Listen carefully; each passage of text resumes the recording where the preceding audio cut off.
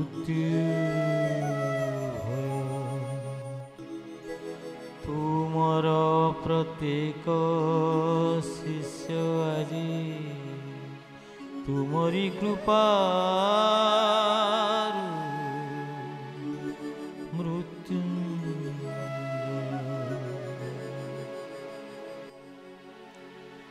Guitar बाणी भली तुमर शक्तिशाली अभयवाणी शांत तृप्त हेबे सुनी ए जगतर सकल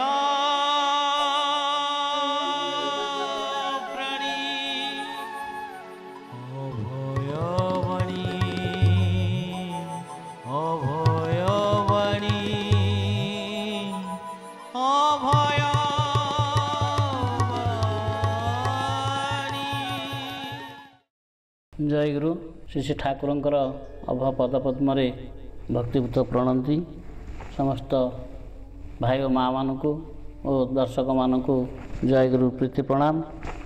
आज अभयवाणी अभय मूर्छना कार्यक्रम अभयवाणी प्रथम खंड श्री हस्तलिखित वाणी 7 नंबर वाणी पाठ करा जाऊे। वश्य तुमर आध्यात्मिक जीवन भार मु स्वेच्छा ग्रहण करिअछि। जदि बिंदु मात्र मो प्रति विश्वास थाए तेबे तुम मानकर चिंता कौन? तुमने आध्यात्मिक कौन सी काम दाम न करी हसी खेली बुलिले मध्य मु नियत तुम मानकर मंगल कामना करी एवं तुम माने मध्य मो समान गति लाभ करिवो। भय कौन वश्य समय सब पाइब। यही बाणीटी ठाकुर आमर सारस्वत मठ कोकिला मुखर थिला बेले जड़े भक्त पाखक तांकर अंतर वेदना अनुभव करी चिठी माध्यम लिखि पठाइथिले। सेई चिठी नंबर 11 रे ठाकुर ई कथाटी कहिथिले। समस्त भक्त शिष्य मानक ठाकुर अभय प्रदान करने को चाहती जे तमाने जे पर्यंत मो प्रति विश्वास आसीनी से अलग कथा। जदि थरे मात्र तुम मानकर बिंदु मात्र मो प्रति विश्वास आसी जाइए से जो बिंदु मात्र टिके कथा लिखाई मो प्रति विश्वास जदि आसी ताले तुम मानकर भय नहीं। तुम माने आध्यात्मिक जगतर कौन सी काम दाम कर कि न कर माने ये जो आम विभिन्न प्रकार कुश साधना दिखाई बा आमे संघ सम्मिलनी ये सब कार्य योगदान केते दूर करें केते दूर न करें से सब विषय आम भर जो अनुशोचना आसूची ठाकुर कहते से तुम भय कर किसी कारण ना समय तुम उपलब्धि कर मोर आशीर्वाद तुम उपर निश्चिंत रही। आउ खोलाखोली भाव ठाकुर कहते जे तुम मैंने कौन सी काम दाम न करी हसी खेली बुलिले मु नियत तुम मानकर मंगल कामना करी। यही गोटे कथा आसे मन भितर जे जदि बिंदु मात्र मो प्रति विश्वास थाए जो जदि शब्दटा लगी आ बिंदु मात्र रही यार ये अर्थ कौन बुझा। तेणु आम जदि ठाकुर को भल पाइचे ठाकुर प्रति आमर आंतरिकता रही आम सब चेष्टा करवा जे आम ठाकुर कार्य किपर करवा। जमतीक जड़े लोक तार गाईटी को पघारे बांधी किंतु से क्षेत्र में फसल नष्ट जमी न कर गोटाए जगह खुंट बाड़े दौड़टा बंधा होकर आगू लगी रही से जो खुंटे बांधी रहा से कार्यटा हूँ आमर सेटा गुरुंर नुह। जदि आम से खुंटर फिटिजा बेकुर पगा फिटेदवा ताले आम तो अलग दिग को चली जावा ना आम अन्यर फसल क्षति करवा सी आम बाड़े मार जब गोरु करे नष्ट करे से आम मन भितर चित्त भितर विभिन्न प्रकार कुचिंता आसीज आम से आध्यात्मिक जगत रही पार ना से उद्देश्य ठाकुर कहते आध्यात्मिक जगतर कार्य कर न कर तुम मैंने निश्चय मोर आशीर्वाद पाइब आम तुम मान मंगल कामना करी। किंतु आम चेष्टा करवा जे ठाकुर जे किपरि भाव में आम ठाकुर माने कार्य आम लगी रहा सब आम चेष्टा करवा ठाकुर प्रतिछवि जमी आम मन भितर ठाकुर माने केते बड़ कथा ये बाणी माध्यम कहते मो समान गति लाभ कर नियत तुम मान मंगल कामना करी एवं तुम्हें मैंने मो समान गति लाभ कर माने ठाकुर जो आसन में बसी से आसन पर्यंत भी जीवाई ठाकुर आमको प्रेरणा जोगाउं जे आम साधारण ठाकुर से कहले केते जन्म जन्मांतर साधना करी ମୁଁ ସାଧନ ଆଜି ଆସି ଗୁରୁ ଆସନରେ ଉପବେଶନ କରିଛି। ସେଇ ଯେଉଁ ସାଧନ ମାଧ୍ୟମରେ ଆମେ ଯଦି ଯିବା ତାହେଲେ ସବୁ ପାଇପାରିବା। ଠାକୁର କହୁଛନ୍ତି ଏଥିପାଇଁ ଭୟ କରନି ବତ୍ସ, ସମୟରେ ସବୁ ପାଇବ। ଗୋଟେ ଉଦାହରଣ ମନେ ପଡ଼ୁଛି, ଯଦି ଆମକୁ ବର୍ତ୍ତମାନ କୁହାଯାଏ ଯେ ଗୋଟେ ଷଣ୍ଢକୁ ଆମେ ଟେକିପାରିବା, ଆମେ ସମସ୍ତେ ଉତ୍ତର ଦେବା ନା, ଆମେ ଟେକିପାରିବା ନାହିଁ। କାରଣ ଷଣ୍ଢଟା ଏତେ ବଡ଼, ଆମେ ତ ତା ପାଖକୁ ଯିବାକୁ ଭୟ ଲାଗିବ। ଯଦି ସେ ଆମ ବି ପୋଷା ଷଣ୍ଢ ହୋଇଥାଏ, ଆମ ଗାଈର ଛୁଆଟା ହୋଇଥାଏ ବି, ଆମେ ତା ପାଖକୁ ଯିବାକୁ ବର୍ତ୍ତମାନ ଭୟ କରିବା। କିନ୍ତୁ ତାକୁ ଠାକୁର ଗୋଟାଏ ଜାଗାରେ ସରଳ ମାଧ୍ୟମରେ ବୁଝେଇ ଦେଇଛନ୍ତି ଯେ ଦେଖ, ସାଧନ ଭଜନ କିଛି କଷ୍ଟକର ନାହିଁ। ଏଇଟା ଜୀବନବ୍ୟାପୀ ସାଧନା କେତେ ଗୁଡ଼ାକ ଅଛି, ଯେଉଁଟାକି ଆରମ୍ଭରୁ କରି କରି ଚାଲିବ ଆଉ ଧୈର୍ଯ୍ୟର ସହିତ କରି ଚାଲିବ, ଯାହାର ଫଳ ଦିନ ନା ଦିନ ପାଇବ। ଯେଉଁ ଜିନିଷ ଆମେ ସବୁ ସର୍କସରେ ଦେଖୁଛେ ସେଗୁଡ଼ା ଆମକୁ ଅତି ଆଶ୍ଚର୍ଯ୍ୟ ଲାଗୁଛି, କିନ୍ତୁ ସେଥିରେ କିଛି ଆଶ୍ଚର୍ଯ୍ୟ ଜିନିଷ ନାହିଁ। ସେମାନେ ସାଧନା କରି କରି ଯାଇଛନ୍ତି। ସିଦ୍ଧି ମାର୍ଗଟା ହେଉଛି ଆମେ ତାଙ୍କୁ ଦର୍ଶନ କରୁଛେ। ଏଇ ଯେଉଁ ଷଣ୍ଢ ଟେକିଆ କଥା କହିଲେ, ଏଇଟା ହେଉଛି ସିଦ୍ଧି। ସାଧନ ଆମେ କରି ଜାଣେ ବା ସାଧନର ଉପାୟ ଆମେ ଜାଣିନେ, ସେଥିପାଇଁ ଆମକୁ ଆଶ୍ଚର୍ଯ୍ୟ ଲାଗୁଛି। କ'ଣ ସେ କଥାଟା ନା, ଯଦି ଆମ ଘରେ ଗୋଟେ ବାଛୁରୀ ଜନ୍ମ ହେଲା, ଆମେ ପ୍ରତିଦିନ ସେ ବାଛୁରୀକି ଟେକିବା। ସେ ବାଛୁରୀ ଆସ୍ତେ ଆସ୍ତେ ବଡ଼ ହେବ, ଆମେ ତାକୁ ତ ପ୍ରତିଦିନ ସକାଳ ସନ୍ଧ୍ୟାବେଳେ ଟେକୁଛେ ନା, ତେଣୁ ଆମ ପାଇଁକା ତା'ର ଓଜନଟା କିଛି କଷ୍ଟ ହେବନି ଆମକୁ। ଯେତେବେଳେ ସେ ଷଣ୍ଢ ହୋଇଗଲା, ସେତେବେଳେ ଆମେ ତାକୁ ଟେକି ଦେଇପାରିଲେ। ଏଇ ହେଉଛି ଯଦି ଏଇ ଅସାମାନ୍ୟ କଥାଟା ବା ଯେଉଁ ଅସମ୍ଭବ କଥାଟାକୁ ଆମେ ଏବେ ସମସ୍ତେ ଗ୍ରହଣ କରୁଛେ, ଯେ ଅନୁଭବ କରିପାରୁଛେ ନା ଏଇଟା ହେଇପାରିବ ନା, ଏଥିରେ କାହାର ବିରକ୍ତି ଆସୁନାହିଁ। ସେଥିପାଇଁ ଠାକୁର କହୁଛନ୍ତି ମାନେ କିଛି ନ କରିକି ବି ତୁମମାନେ ନିଶ୍ଚୟ ପାଇବ। ଏଇଟା ଅସମ୍ଭବ କଥା କିଛି ନାହିଁ। ଗୁରୁ କୃପା ହେଲେ ଅସମ୍ଭବ ବି ସମ୍ଭବ, କିଛି ମାତ୍ର ବିଚିତ୍ର ନୁହଁ।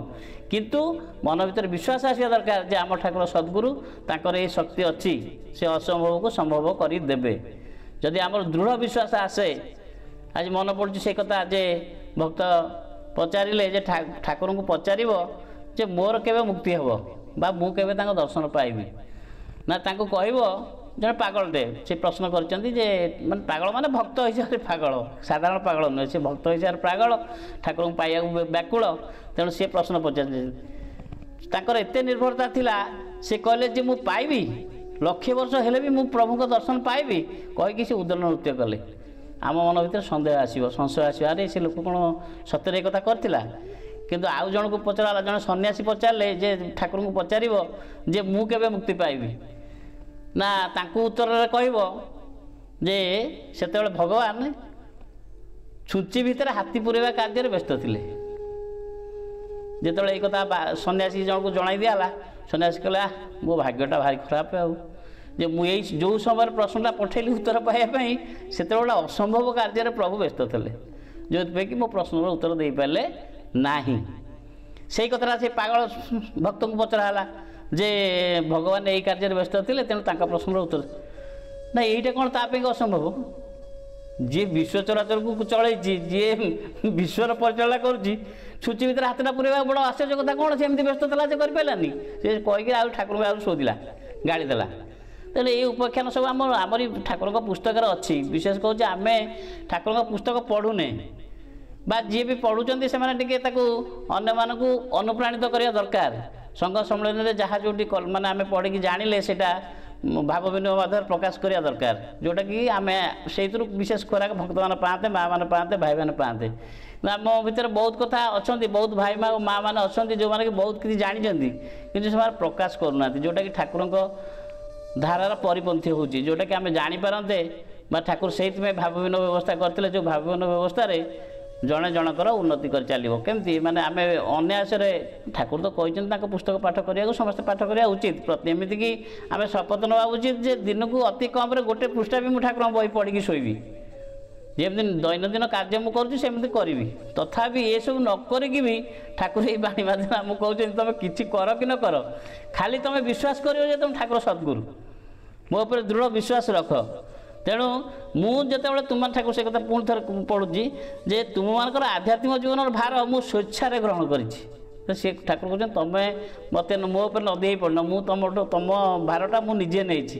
କିନ୍ତୁ ଆମେ ଅନୁଭବ କରିବା ଦରକାର ଯେ ଠାକୁର ଯଦି ଆମ ଭାର ନେଇଛନ୍ତି, ଆମେ ତାଙ୍କର ଯେଉଁ କାର୍ଯ୍ୟ ଅଛି ସେଇ କାର୍ଯ୍ୟକୁ କେମିତି ସୁଚାରୁ ରୂପେ ପରିଚାଳନା କରିବା, ଆଉ ଦିନକୁ ଦିନ କେମିତି ତାଙ୍କର କାର୍ଯ୍ୟରେ ସହାୟତା କରି ତାଙ୍କର ମଠ, ଆଶ୍ରମ, ସଂଘ, ସମ୍ମିଳନୀ ଏସବୁ ଯେମିତି ଉନ୍ନତତର ହେବ, ସମାଜର ଆଦର୍ଶ ସ୍ଥାନରେ ପହଞ୍ଚିବ, ସେହିସବୁ କାର୍ଯ୍ୟରେ ଆମେ ଯଦି ବ୍ୟାପୃତ ରହିବା ତାହେଲେ ଦିନେ ନା ଦିନେ ତାଙ୍କର ଆଶୀର୍ବାଦ ଆମ ଉପରେ ଆସିବ ଆଉ ଆମେ ଏସବୁ ଜିନିଷ ଅନୁଭବ କରିପାରିବା ଯେ ଠାକୁର ପ୍ରକୃତରେ ତାଙ୍କର ଯାହା ଯାହା ଆମକୁ ଉପଦେଶ ଆଦେଶ ପ୍ରଦାନ କରିଛନ୍ତି, ଯାହା ବାଣୀ ମାଧ୍ୟମରେ ଯାହା କହିଛନ୍ତି ତାକୁ ଆମେ ନିଶ୍ଚୟ ଅନୁଭବ କରିପାରିବା। ଆଉ ଆଗରୁ ବି ବହୁତ ଏଇ ଯେଉଁ କଥା ଏଇ କଥାଟି 1934 ମସିହାର କଥା। ଆଜି ଆମେ ବି ସେଇ କଥାକୁ ପଢ଼ୁଛେ, ସେଇ କଥା ଆଲୋଚନା କରୁଛେ। 1934 ମସିହାରୁ ଆଜି ପର୍ଯ୍ୟନ୍ତ ଆମେ ଯଦି ଏକ ପୁଙ୍ଖାନୁପୁଙ୍ଖ ଭାବରେ ସବୁବେଳେ ସଂଘ ସମ୍ମିଳନୀ ମାନଙ୍କରେ ଆଲୋଚନା ହେଉଛି, କିନ୍ତୁ ଆମେ କେତେ ଶିଖୁଛେ, କେତେ ଶିଖିକିରି ଜୀବନରେ କେତେ କାର୍ଯ୍ୟକାରୀ କରୁଛେ, ସେଇଟା ହେଉଛି ସବୁଠୁ ବଡ଼ କଥା। ତେଣୁ ଆସନ୍ତୁ ଭାଇ ଓ ମାଆ ମାନେ ସମସ୍ତେ ଆମେ ଚେଷ୍ଟା କରିବା ଠାକୁରଙ୍କର ସୁନାମ ଅର୍ଜନ କରିବା ପାଇଁ ବା ଠାକୁରଙ୍କର ନାଁ ଯେମିତି ଦିଗଦିଗନ୍ତ ପ୍ରସାରିତ ହେବ ସେଥିପ୍ରତି ଆମେ ସମସ୍ତେ ପ୍ରଚେଷ୍ଟା କରିବା। ନିଜ ଭିତରେ ଯେଉଁ ସବୁ ବିଭିନ୍ନ ପ୍ରକାର ଭାବ ଅଛି ତାକୁ ତ୍ୟାଗ କରି ସମସ୍ତେ ଏକ ହୋଇ ଏକ ପିତାର ସନ୍ତାନ ପରି ଆମେ କାର୍ଯ୍ୟ କରି ଚାଲିବା ଆଉ ସମସ୍ତଙ୍କର ମଙ୍ଗଳ କାମନା ପାଇଁ ଠାକୁରଙ୍କ ପାଖରେ ପ୍ରାର୍ଥନା କରିବା। ଜୟ ଗୁରୁ, ଜୟ ଗୁରୁ, ଜୟ ଗୁରୁ।